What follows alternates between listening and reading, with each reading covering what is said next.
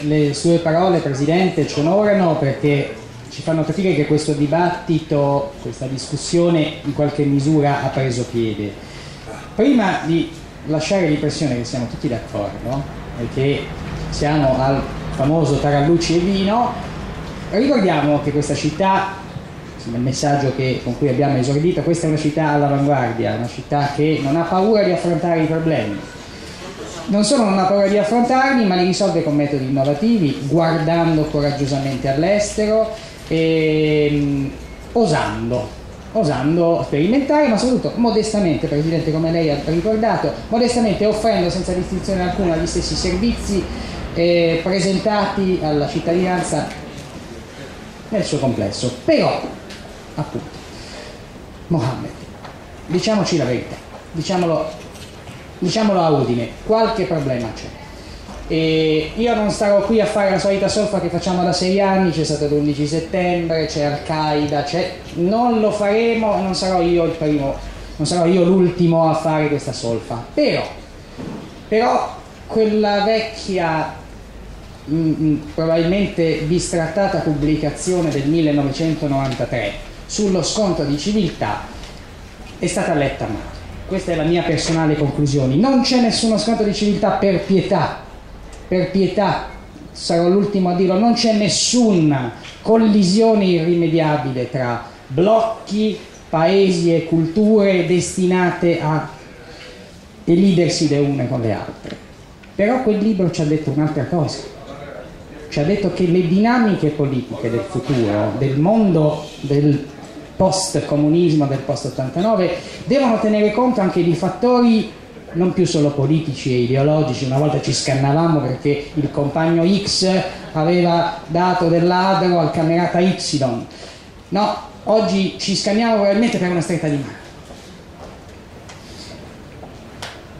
Io non lo trovo giusto, perché conosco questi uomini e ho tante cose ancora da chiedere a loro, però io sono convinto che voi non fomentate nessuno scontro di civiltà. Me lo potete spiegare però, perché io ho un po' di paura.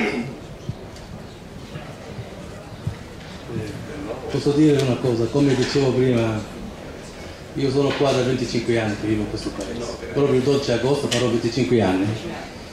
E come diceva anche prima il Presidente, cioè per inserire una società come la mia non posso pretendere tanto, perché sono sempre diversi di loro, ma io devo inserirmi, devo saper rispettare le regole di questo paese, devo anche essere aperto verso gli altri, anche se mi offende delle volte io non devo arrabbiarmi, perché se non mi vedono diverso, ma io devo stare sempre al mio lato positivo, anche se delle volte mi soffro dentro.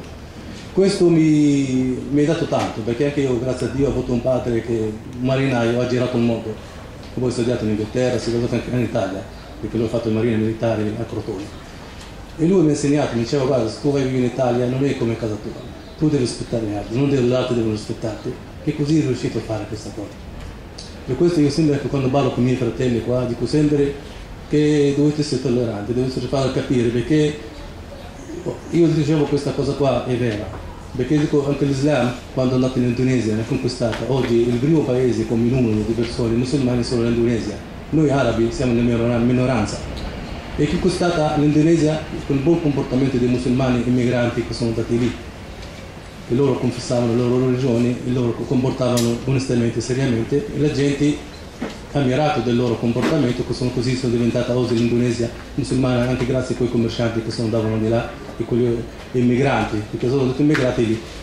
E questo, ma scontro di civiltà non c'è, ma solo più conflitto di interessi, perché noi vediamo come l'Iraq, perché io sempre domando questa cosa qua, perché l'America ha trascinato il mondo in l'Iraq, non trascinava un altro posto, come voi ricordate la guerra civile in Ruanda e Burundi, che sono massacrati lì, nessuno ha messo il dito, ha alzato il dito, quasi sterminata la popolazione intera, ma nessuno ha messo il dito. Ma l'Iraq, perché c'è il conflitto di interesse economico, il petrolio, l'energia, sono queste cose qua.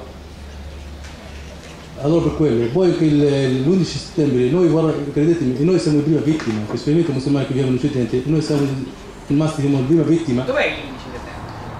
Cioè, nel senso, io ero a casa mia, guardavo la televisione. Sì. Io ero sul posto del lavoro, perché lavoravo di notte, poi la notte mi facevo quel fatto. Il mattino, così, visto i miei colleghi sono arrivati, mi hanno detto, ha visto che ieri sono qua davanti alle macchine, questo Ma cosa hai pensato? è male, veramente male, perché non è stato male, della verità. Cioè? Perché è una cosa che non doveva succedere.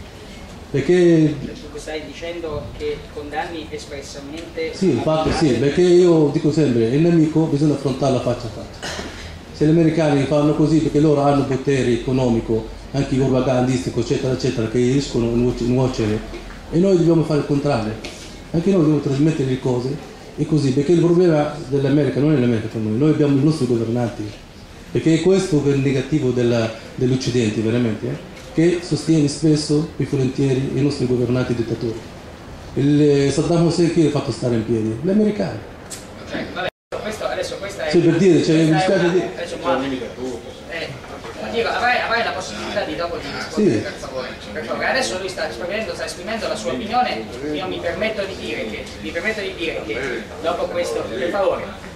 Comunque, no, io spiego i dati fatti di questo qua. rispettare questo Sono i modo, dati quando fa fatti. esprimere la sua opinione, avrai tutta l'opportunità dopo eventualmente di Marco, interrompere. dai la voce alla gente. Sì, sì, certo, no, io dicevo, La storia diventerà una roba. no, per l'amor di Dio, io non dicevo questo, perché noi non c'è conflitto di sì, non c'è conflitto di civiltà questa cosa qua, qualcuno che vuole creare queste cose qua, qualcuno vuole creare, perché la gente qua, come dicevo, vengono a vivere e hanno loro, la maggior parte degli immigranti qua, hanno trovato veramente la pace, la serenità e la tranquillità in questo paese. Per quale motivo? Perché questo paese le ha aperto le porte e loro sono fieri di vivere qua e lavorare, collaborare e aiutare anche le loro famiglie di paesi di origine, perché questo è il discorso. Ecco Mohammed, io ti ringrazio di questa nota, poi chiederemo probabilmente approfondimenti anche se la politica internazionale non è l'oggetto di questo dibattito, grazie al cielo.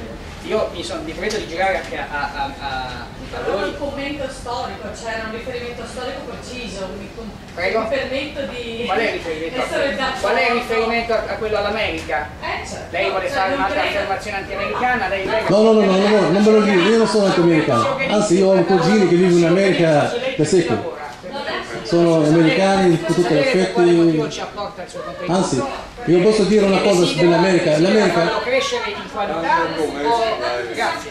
no, io posso dire una cosa dell'America, perché l'America c'è fatto, Però questa no. non è un'arena politica, questa è no, io voglio dire una cosa, perché come parlavamo prima delle integrazioni, delle così, e c'è dell'America che imparare tanto, perché l'America con le integrazioni, con il multilateralismo di popolazioni e la sua ricchezza, la sua forza, e questa è la verità, la forza dell'America è questa anche, perché questo c'è da imparare tanto delle democrazie americane. Sì.